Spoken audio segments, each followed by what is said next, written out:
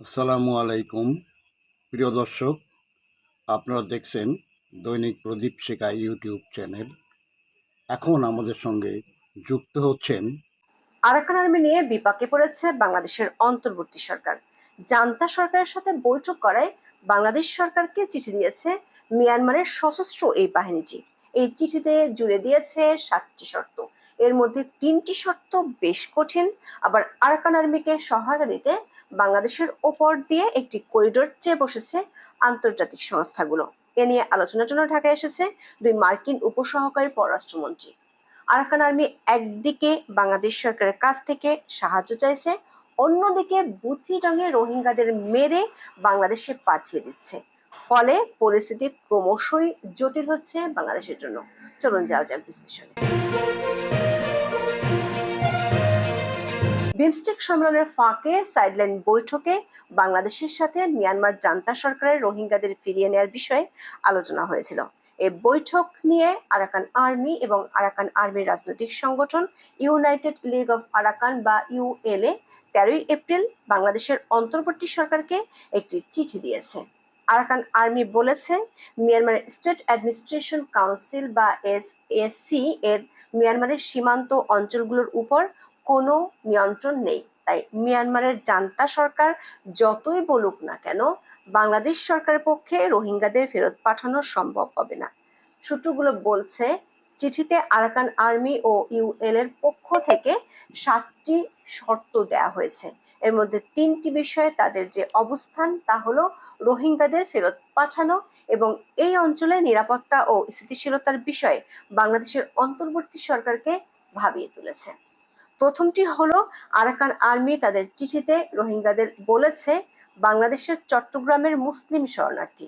বিগত আওয়ামী লীগ সরকার আমলে 2018 সালের জানুয়ারিতে রোহিঙ্গাদের রাখাইনে ফিরিয়ে নিতে বাংলাদেশের সঙ্গে চুক্তি সই করেছিল মিয়ানমার সরকার, কিন্তু মিয়ানমারের জান্তা সরকার রোহিঙ্গাদের রোহিঙ্গা হিসেবে স্বীকৃতি দিতে চায়নি, যে কারণে প্রত্যাবাসন প্রক্রিয়া ভেস্তে যায়। আরাকান আর্মির দাবি হলো 1784 সাল পর্যন্ত আরাকান একটি সার্বভৌম রাজ্য ছিল। এখানে বার্মিজরাই থাকতো। ব্রিটিশরা 1862 সালে আরাকান দখল করে এবং বাঙালি মুসলমানদের বড় আকারের অভিবাসন শুরু করে। খবর হলো, রোহিঙ্গারা বাঙালি মুসলিম বা চট্টগ্রামের মুসলিম শরণার্থী হিসেবে ফিরে যেতে চায় না। আওয়ামী লীগ সরকারের আমলেও তারা এর বিরোধিতা করেছিল। বিশ্লেষকরা বলছেন, রোহিঙ্গা পরিচয় ছাড়া এবং নাগরিকত্ব ছাড়া ক্যাম্প থেকে শরণার্থীদের পাঠানো যাবে না। ফলে আরাকান আর্মির এমন চিঠি বাংলাদেশের জন্য পরিস্থিতি জটিল করে তুলেছে। আরাকান আর্মির দ্বিতীয় যে আপত্তি সেটি হলো রোহিঙ্গা সশস্ত্র গোষ্ঠীগুলো নির্মূল করা। আরাকান আর্মি 2024 সালের 25 নভেম্বর বাংলাদেশের অন্তর্বর্তী সরকারের কাছে একটি বিশেষ রিপোর্ট পাঠায়। সেই রিপোর্টে তারা রোহিঙ্গাদের 3টি সশস্ত্র সংগঠনের কথা উল্লেখ করে। সংগঠনগুলো হলো রোহিঙ্গা সলিডারিটি অর্গানাইজেশন বা RSO, Arakan Rohingya salvation army বা আরসা এবং আরাকান রোহিঙ্গা আর্মি বা এআরএ। এছাড়া 2023 সালের ফেব্রুয়ারির এক রিপোর্টে বাংলাদেশের কক্সবাজার ও টেকনাফ ক্যাম্পগুলোতে আরো ছোট ছোট 11টি সশস্ত্র গোষ্ঠী থাকার কথা বলা হয়েছিল। এই রিপোর্টটি ছিল আবার বাংলাদেশের প্রতিরক্ষা মন্ত্রণালয়ের। এদের মধ্যে 5টি গ্রুপই হলো ডাকাত দল এবং এরা নিয়মিতই রোহিঙ্গা ক্যাম্প ও নাফ নদী থেকে জেলেদের অপহরণ করে। একাধিক সূত্র বলছে, আরাকান আর্মির দাবি হলো রোহিঙ্গাদের সশস্ত্র গোষ্ঠীগুলোকে পুরোপুরি শেষ না করা পর্যন্ত কোনো ধরনের প্রত্যাবাসন শুরু করা যাবে না। বাংলাদেশ সরকার আরসা প্রধান আতাউল্লাহকে গ্রেপ্তার করেছে, কিন্তু আরসা গত 4 এপ্রিল নদীর উপর হামলা চালিয়ে 4 জনকে মেরে ফেলেছে। সূত্রগুলো বলছে, আরাকান আর্মি বাংলাদেশ সরকারের কাছে রোহিঙ্গা সশস্ত্র গোষ্ঠী নেতা দিল মোহাম্মদকে গ্রেপ্তার ও তাদের হাতে তুলে দেওয়ার দাবি জানিয়েছে। আরাকান আর্মির অভিযোগ, রোহিঙ্গা সশস্ত্র গোষ্ঠীগুলো আরাকানকে আরকানিস্তান বানাতে চায়। আরাকান আর্মির 3 নম্বর গুরুত্বপূর্ণ শর্তটি হলো সশস্ত্র জঙ্গিদের থেকে বেসামরিক নাগরিকদের আলাদা করা, নিরাপদ অঞ্চলে যথাযথ আবাসন তৈরি এবং একটি নিরাপদ মানবিক অঞ্চল গঠনের জন্য আন্তর্জাতিক সম্প্রদায়ের নেতৃত্বে একটি গ্রাউন্ড ওয়ার্ক পরিকাঠামো গঠন করা। এখানে আরাকান আর্মি যুক্তরাষ্ট্র ও জাতিসংঘকে চায়। দর্শক, আপনাদের হয়তো মনে আছে গত রমজানে জাতিসংঘের মহাসচিব অ্যান্টনিও গুতেরেস যখন বাংলাদেশ সফরে এসেছিলেন, তখন তিনি রাখাইনে মানবিক সহায়তা পৌঁছাতে বাংলাদেশের কাছে করিডোর চেয়েছিলেন।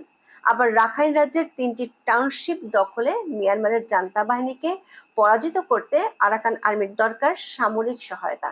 এমন সহায়তার বিষয়টি নিয়ে আলোচনার জন্য ঢাকায় এসেছেন মার্কিন 2 উপসহকারী পররাষ্ট্রমন্ত্রী।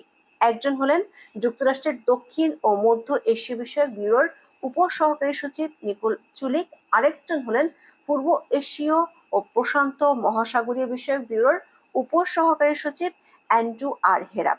মিয়ানমারে নিযুক্ত মার্কিন চার্জ অ্যাফেয়ার্স সুশান স্টিভেনসন বাংলাদেশ সফরকালে হেরাপের সঙ্গে আছেন। ঢাকা ও ওয়াশিংটনের কূটনৈতিক সূত্রগুলো বলছে, রাখাইনের আরাকান আর্মিকে সহায়তার বিষয়টি নিয়ে হোমওয়ার্ক অনেকখানি শেষ। নর্থ ইস্ট নিউজের এক খবরে বলা হয়েছে, টেকনাফের উত্তরে অবস্থিত মৌজার শিলখালি থেকে আরাকান আর্মিকে এ ধরনের সহায়তা দেওয়ার জন্য প্রাথমিকভাবে চিন্তা ভাবনা করা হচ্ছে।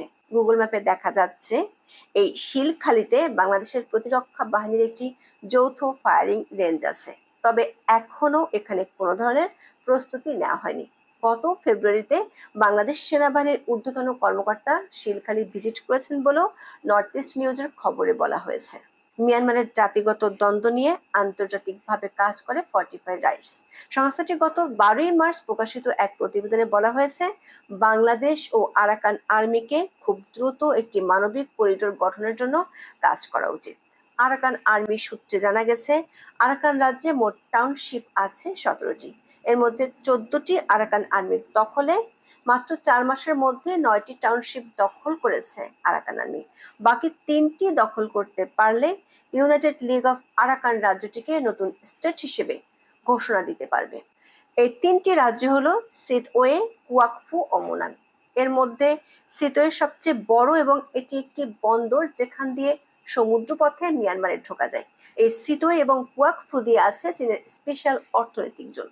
সূত্রগুলো বলছে, মিয়ানমারে চীনের প্রভাব ঠেকাতে যুক্তরাষ্ট্র চায় আরাকান আর্মি এই 3টি টাউনশিপের দখলে নিক। এ কারণে বাংলাদেশ যাতে আরাকান আর্মিকে সামরিক সহায়তা দেয়, সেজন্য যুক্তরাষ্ট্রের পক্ষ থেকে বাংলাদেশ সরকারের সাথে আলোচনা চলছে। যদিও বিষয়টিকে বলা হচ্ছে, মিয়ানমারে নির্যাতিতদের মানবিক সহায়তা দেওয়ার জন্য একটি মানবিক করিডোর গড়ে তোলা হবে, যে করিডোরের মধ্য দিয়ে মিয়ানমারে সাহায্য পাঠানো যাবে। কিন্তু আন্তর্জাতিক সংস্থাগুলোর রিপোর্টে বলা হচ্ছে, মিয়ানমারের জান্তা সরকার এই সিতওয়ে পোর্ট দিয়ে কোনো ধরনের সাহায্য ঢুকতে দিচ্ছে না। সমস্যা হলো, আরাকান আর্মি আন্তর্জাতিক প্রভাব খাটিয়ে একদিকে বাংলাদেশ সরকারের সাথে আলোচনা করছে, অন্যদিকে রাখাইন রাজ্যের পশ্চিমাঞ্চলের বড় শহর বুথিডং থেকে রোহিঙ্গাদের নির্যাতন করে বাংলাদেশে পাঠিয়ে দিচ্ছে। 16ই এপ্রিল দৈনিক সমকালে প্রকাশিত এক খবরে বলা হয়েছে, জীবন বাঁচাতে অনেক রোহিঙ্গা পরিবার নিয়ে পালাচ্ছেন, বাংলাদেশমুখী যাত্রা করছেন কেউ কেউ। এর মধ্যে ঘরবাড়ি ছেড়ে রোহিঙ্গা পালানোর ভিডিও ছড়িয়ে পড়েছে। এমন বাস্তবতায় নতুন করে বাংলাদেশের দিকে রোহিঙ্গা স্রোতের সংখ্যা দেখা দিয়েছে। খবর হলো, 4 এপ্রিল আরসার হাতে আরাকান আর্মির 4 সদস্য মারা যাওয়ার পর থেকে বুথিডং শহরে আরসার সদস্য সন্দেহে রোহিঙ্গাদের উপর নির্যাতন চলছে। রাখাইন রাজ্যে সবচেয়ে বেশি রোহিঙ্গা থাকে বুথিডং শহরে। শহরটি অনেক আগেই আরাকান আর্মি মিয়ানমার জান্তা সরকারকে হটিয়ে দখলে নিয়েছে।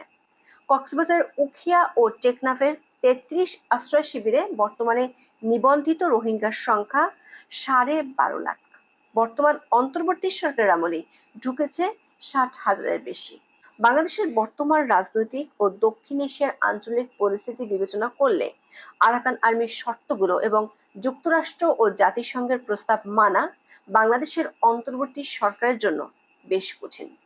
আজ এ পর্যন্ত। সবাই ভালো থাকুন, সুস্থ থাকুন, নিরাপদে থাকুন। দেখা হবে আগামী পর্বে।